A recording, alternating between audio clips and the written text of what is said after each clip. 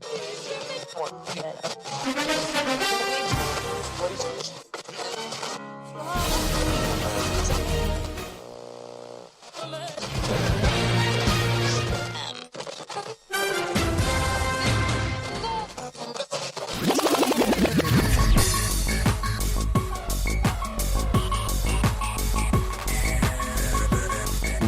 your favorite beverage. It's time for the Beers and Bruisers Fantasy Football Podcast.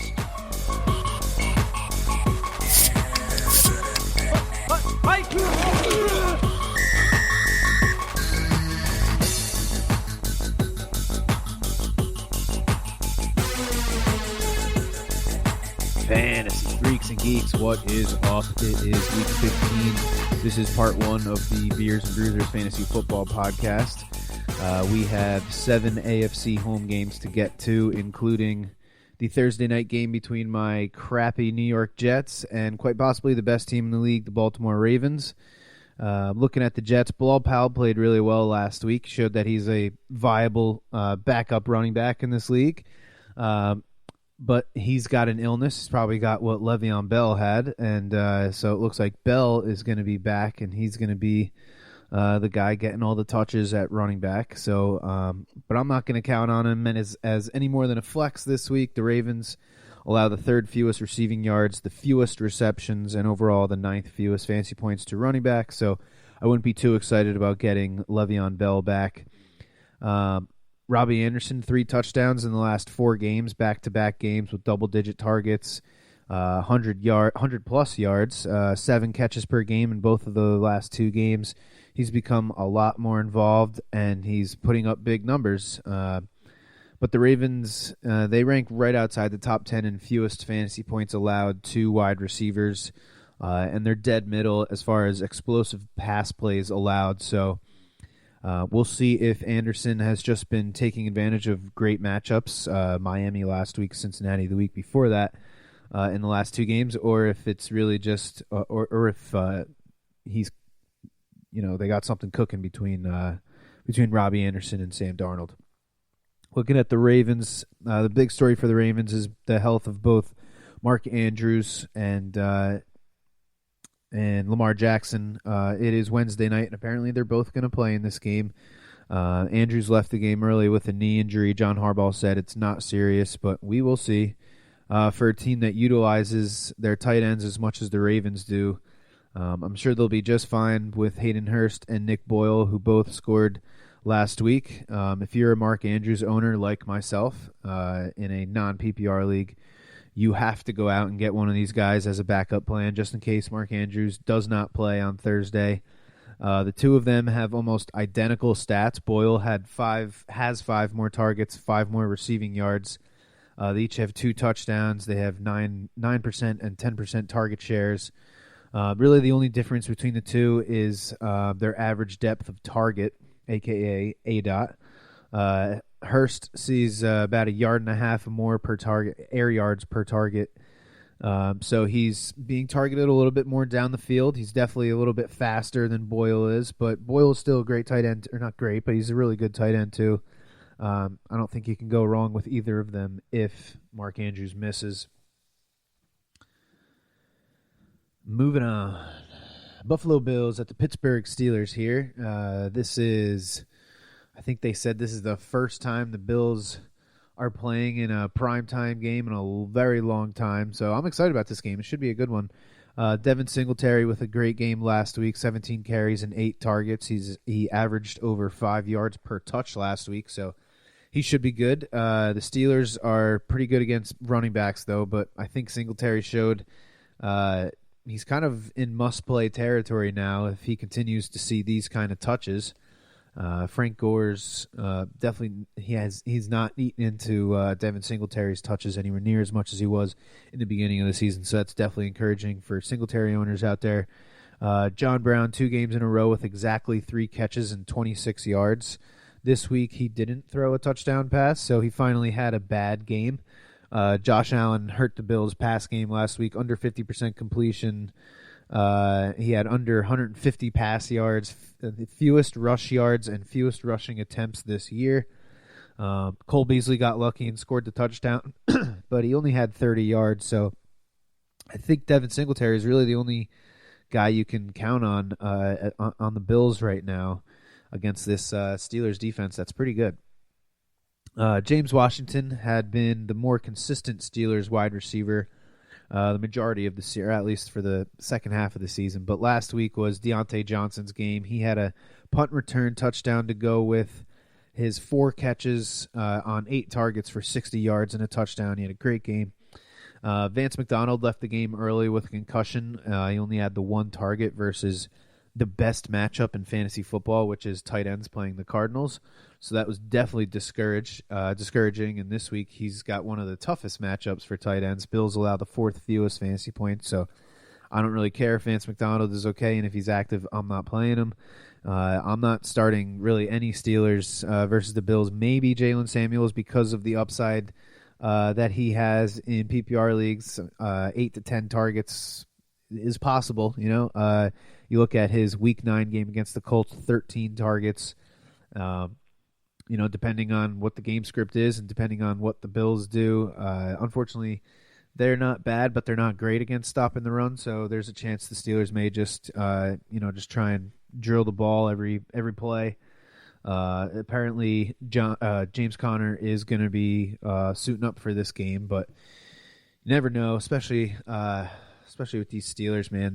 They keep things pretty close to the vest. So, all right, the next game here we got the third of the AFC East visiting AFC North games. Patriots at the Bengals. I guess you can say we are. Well, we're on to Cincinnati. We're on to Cincinnati. What do you think having a 37-year-old? We're on to Cincinnati. This one is pretty easy, actually. Just don't start any Bengals. I don't really care. I don't care about Tyler Boyd's target increase over the past couple weeks. I don't care about Joe Mixon's 150 yards last week. This Patriots defense is one of the best in the league, and the Bengals offense is not. So just don't play any Bengals. Keep it easy for yourself. I don't know how you could start anyone but Edelman and James White as far as the Patriots go. I'm not sure. I'm sure at least one other guy will have a good game against the Bengals' pretty mediocre defense. To give him up the 8th most fantasy points to quarterbacks. So I'm sure Tom Brady will distribute the ball like he always does. But who the hell knows who that other receiver is going to be? I mean, let's see. There was 1, 2, 3, 4, 5, 6. So there's 10 different guys that were targeted last week. There was 1, 2, 3, 4, 5, 6 different guys carried the ball. So they're using everybody on their roster. It's impossible to predict who's going to see the targets and who's going to get the touches, except for Julian Edelman and James White over the past couple weeks. James White was 7 targets and 6 carries last week. There's something to be said about the trust factor that he has with Tom Brady. So, again, I think those are really the only 2 safe guys to play in this entire matchup. I don't know if anybody else is going to really have all that great of a game. All right, we got a AFC West division game here. Broncos at Chiefs. The Texans are not very good at defending tight ends, and Noah Fant and Jeff Hireman exploited that. Noah Fant caught all 4 of his targets for 113 yards and a touchdown. Jeff Hireman also caught a touchdown on his only target. Noah Fant left the game with a foot and hip injury. We'll have to see if he practices.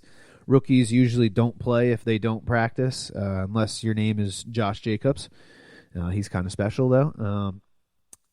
Plus, the Broncos season is pretty much over. Fant was a first-round pick. I would not be surprised if he sits. The Chiefs are a pretty good tight end matchup.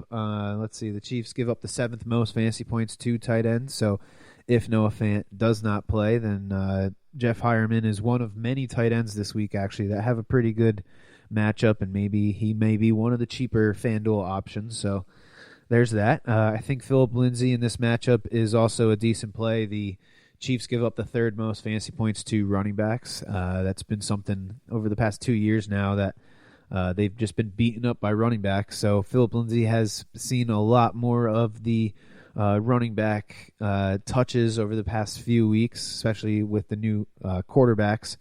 So, and then obviously you're starting Cortland Sutton. He's the best player on this team. 7 targets last week.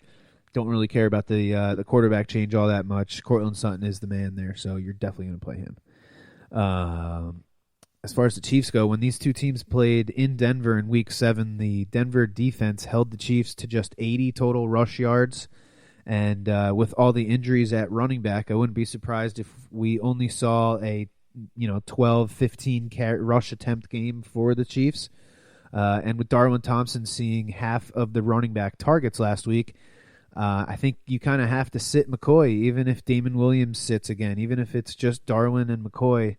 I don't think McCoy is going to see enough touches to be worth playing in what is either a playoff game for you or consolation. If you take it serious, if you take the consolation bracket serious, maybe you're in a league where the consolation bracket decides your draft order or whatever it happens to be.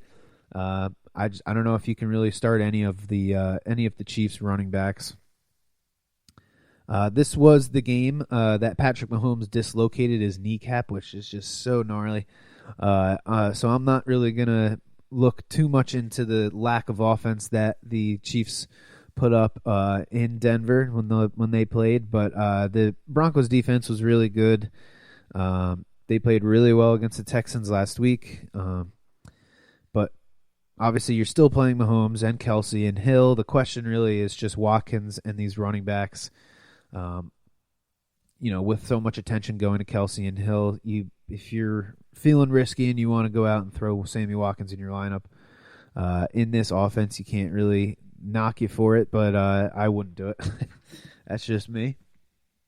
Moving to another division game, we got the Texans and the Titans. Pretty good chance that this game might decide the AFC South. If not, these two teams play again in 2 weeks, in Week 17. So we will see. The Texans got their asses handed to them last week. They played the Broncos. It was a huge letdown for them after beating the Patriots. It was 38-10 going into the fourth quarter. So I'm looking for Watson and Hopkins to bounce back in a big way. Hopkins averages 99.5 yards a game in his 12 games versus the Titans, and he has 7 touchdowns in those 12 games.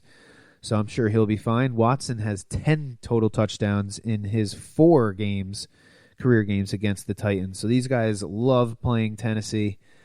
So again, I'm expecting these guys to really bounce back in a big way. As far as the Titans go, Tannehill continuing his borderline fantasy MVP season. I'm going to go out and say that.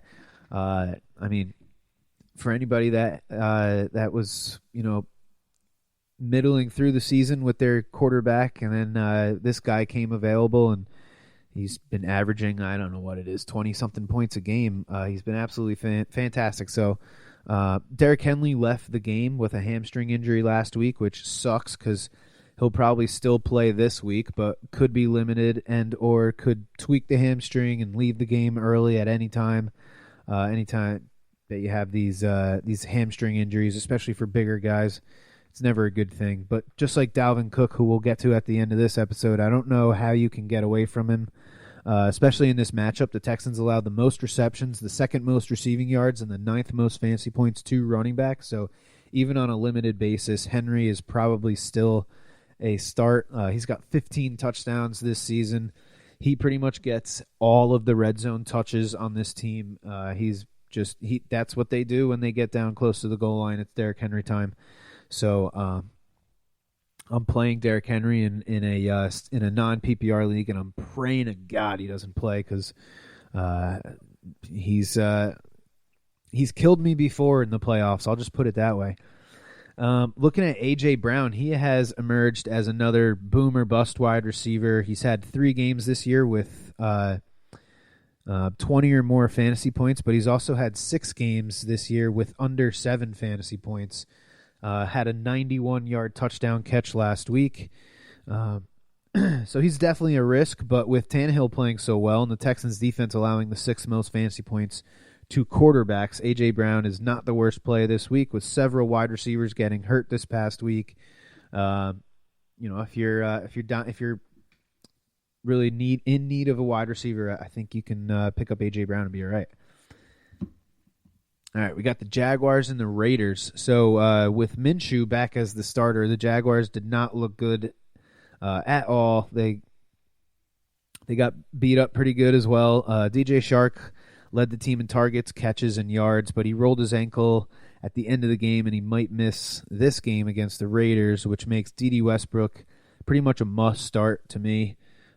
He was second in targets, only 25 receiving yards, but with how generous the Raiders' pass defense is, Westbrook and Chris Conley will be interesting options if DJ Shark can't play. Raiders' second most fantasy points to quarterbacks, eighth most to running backs, seventh most to wide receivers, the second most to tight ends. Jesus, the seventh most receiving yards allowed to running backs, ninth most receptions allowed to running backs. If there's ever a team that you want your ailing offense to play, it's the Oakland Raiders. The Raiders are dealing with some injuries themselves. Raiders, they missed Josh Jacobs last week. He did not play, and he is questionable going into this game. But I saw a report on the Fantasy Life app, which if you don't have the Fantasy Life app and you're a fantasy player, you need to get it. It's absolutely it's awesome. It gives you everything you need to know. But apparently he's going to be okay, and the MRI that he had apparently was negative, so he could play. It's gonna come down to a game time decision. I'm sure. So sucks because he's got one of the best matchups of the week with the Jaguars, who have been absolutely destroyed by running backs so far this season. The Jags are absolutely horrible against running backs. They've allowed the third most rushing yards, second most rushing touchdowns, the fifth most receiving yards, and the second most fantasy points to running backs. So whichever running back it is that starts for the Raiders is going to be worth playing, whether that's Josh Jacobs or if they make him sit again and then DeAndre Hopkins comes in and gets a lot of the touches, then he's going to be the guy to play.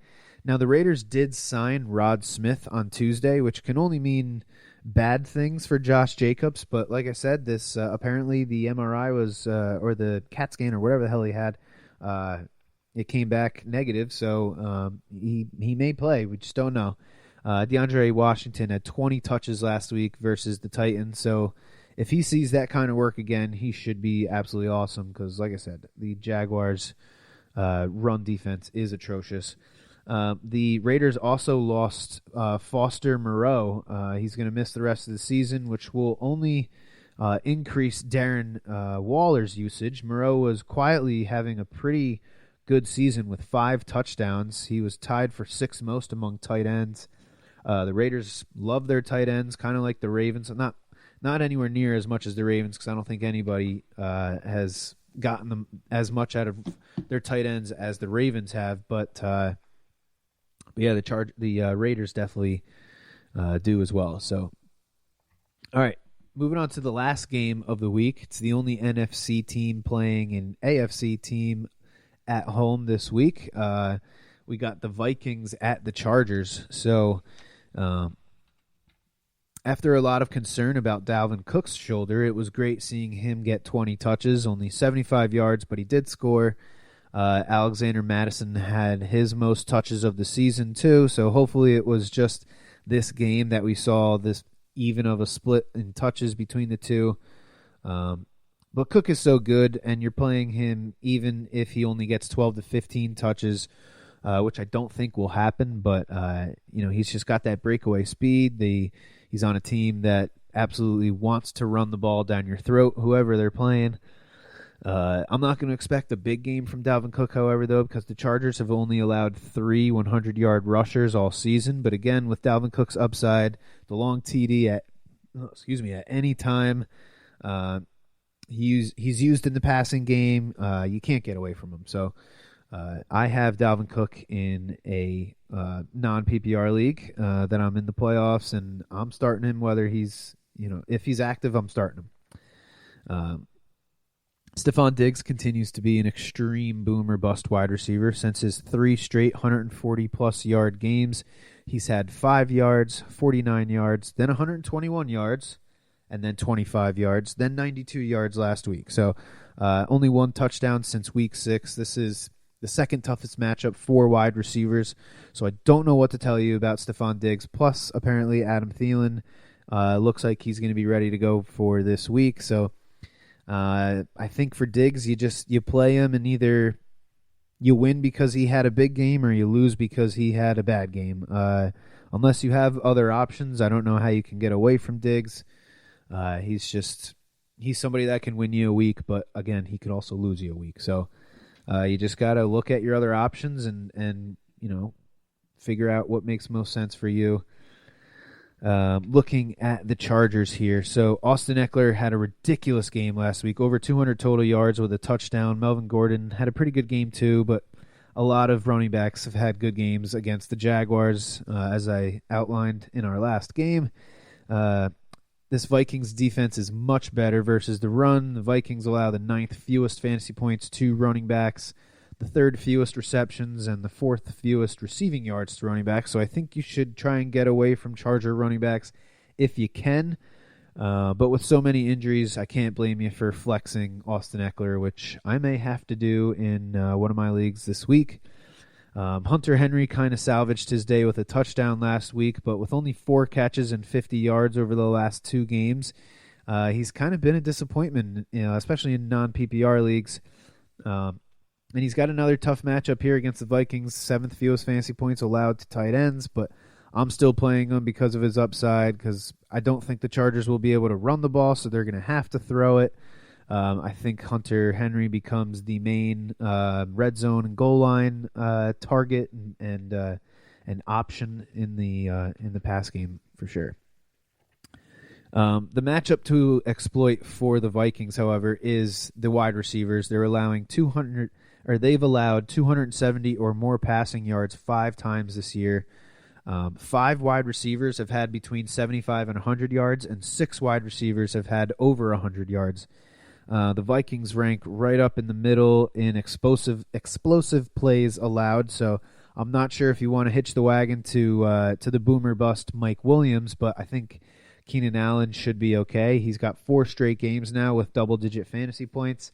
He was definitely struggling in the middle of the season, but he's picked it up as of late, so this should be a pretty good week for Keenan Allen, at least I'm hoping so, because I got him in one of my leagues too. So that's going to do it here for the AFC home games, the Part 1 edition of the Week 15 episode of the Beers and Bruisers Fantasy Football Podcast. Thanks a lot for tuning in. Good luck to you, and make sure you tune in tomorrow or the next day whenever I end up dropping Part 2, which is going to be all of the NFC home games. And as always, may the fantasy gods be cruel to your opponents. You have been listening to the Beers and Bruisers Fantasy Football Podcast. For more episodes and information, follow us on social media and tune in every week. Beers and Bruisers is available on Google Podcasts, iTunes, iHeartRadio, Spotify, Alexa, Reach TV, or your favorite podcast service. Beers and Bruisers is a proud member of the HC Universal Network family of podcasts.